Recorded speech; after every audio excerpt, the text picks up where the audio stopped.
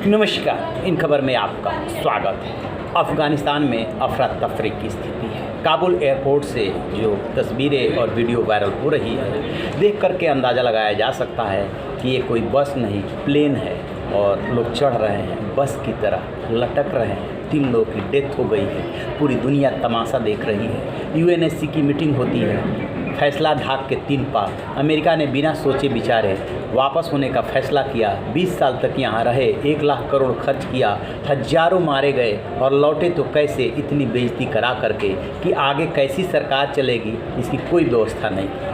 अब इसके बाद सवाल उठ रहे हैं, क्या अमेरिका सुपर पावर नहीं रहा? क्या वियतनाम में जो उसका हाल 46 साल पहले हुआ था वही अफ़गानिस्तान में हुआ है? वहाँ तब एक बिल्डिंग पे हेलीकॉप्टर उतरा था राजनयिकों को ले जाने के लिए, और अब काबुल एयरपोर्ट पे ऐसे ही प्लेन उतरा है सैनिकों के साथ। स्थिति में अंतर क्या आया? क्या उसका सुपर पावर का दर्जा जा रहा है? क्योंकि जिस तरीके से 3 देशों ने तालिबान की सत्ता आने के बाद चीन, पाकिस्तान और ईरान ने समर्थन दिया है, उससे साफ लग रहा है कि अमेरिका की घेराबंदी शुरू हो गई है। रूस भी साथ में आ सकता है। सबसे जो चौंकाने वाला बयान है वो पाकिस्तान के प्रधानमंत्री इमरान खान का है, जो ये कह रहे हैं कि मानो दास्ता की जंजीरें जो है वो कट गई हैं, यानी इंग्लिश मीडियम से या अमेरिकन संस्कृति के प्रभाव में जो अफ़गानिस्तान आ गया था वो जो है दास्ता थी, गुलामी थी, वो जंजीर अब टूट गई है और स्वतंत्र सरकार बनेगी जो अस्थाई होगी। ईरान कह रहा है कि अमेरिका के हार से अस्थाई शांति आएगी, क्योंकि ईरान से तो अमेरिका की दुश्मनी है। चीन कह रहा है कि तालिबान से दोस्ती की जा सकती है, तालिबान के आने से अस्थाई और समावेशी सरकार बनेगी।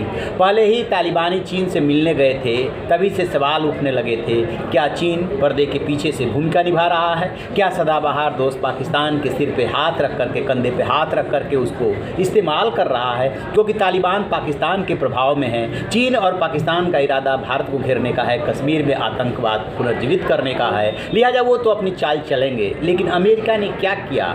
वियतनाम को दोहराया है, अफ़गानिस्तान में है। इसीलिए जो बाइडन जो वहाँ के राष्ट्रपति हैं उनके इस्तीफे की भी मांग हो रही है, और व्हाइट हाउस के सामने अफ़गानी विरोध कर रहे हैं कि आपको जवाब देना होगा, अफ़गानिस्तान आपने इतनी जल्दीबाजी में कैसे छोड़ा, किसके भरोसे छोड़ा। तो अब ये अंदाज़ा लगा रहा है कि चीन मान्यता देने वाला है, वो बस औपचारिकता बाकी है। उसने समर्थन कर दिया है तालिबानी सरकार का। पाकिस्तान तो दे ही देगा, क्योंकि शाह महमूद कुरैशी जो वहाँ के विदेश मंत्री हैं वहाँ से अफ़गानी नेता मिलने के लिए उनसे गए थे। ईरान देगा ही देगा, रूस भी देगा, क्योंकि इस क्षेत्र में अमेरिका के प्रभाव को रोकने के लिए ये सभी देश एक हो सकते हैं। भारत की बड़ी अकबड़ स्थिति हो रही है। क्यों? क्योंकि वो अमेरिका के नज़दीक हो गया था और वहाँ पे बहुत सारे भारत के प्रोजेक्ट्स चल रहे हैं। अफ़गानिस्तान में जो अशरफ गनी की सरकार थी उसको भारत समर्थन दे रहा था, हर तरीके से समर्थन दे रहा था, और अचानक अशरफ गनी वहाँ से भाग लिए।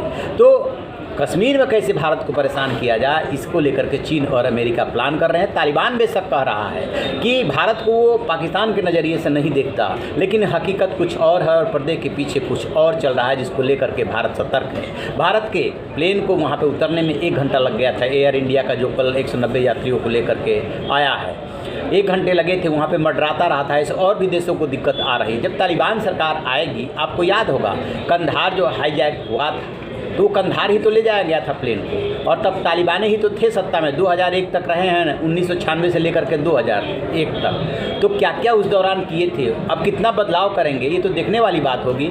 लेकिन वर्ल्ड का ऑर्डर बदल रहा है। अमेरिका का सुपर पावर का दर्जा छीनता हुआ सा दिख रहा है। सीधे सीधे चीन की तरफ से चुनौती मिल रही है, और यूं भी जो एक्सपर्ट्स हैं उनका आकलन है कि 2030 तक चीन जो है अमेरिका को पीछे छेड़ देगा, और चाइना के साथ रसिया भी एक हद तक साथ देगा, क्योंकि वो जो बाइडन की जगह ट्रंप को चाहता था। ट्रंप जब तक थे तब तक निश्चित रूप से उनके दौर में ये सब प्रोसेस शुरू हो गया था, लेकिन वो एकदम से हटने के फेवर में नहीं थे। अब कौन कौन से देश आते हैं तालिबान को समर्थन देने के लिए, कौन तालिबान के खिलाफ रहते हैं? जैसे अमेरिका, भारत तालिबान के खिलाफ है, नेटो के सदस्य तालिबान के खिलाफ है। तो कौन कौन समर्थन दे रहा है, कौन कौन खिलाफत कर रहा है, इस पर नज़र रहेगी, क्योंकि इससे बहुत ज़्यादा फ़र्क पड़ेगा तालिबानी सरकार पर। जैसे कोई अपडेट मिलेगा आपसे साझा करेंगे। आप रहिए बेखबर, देखते रहिए इन खबर। Thank you.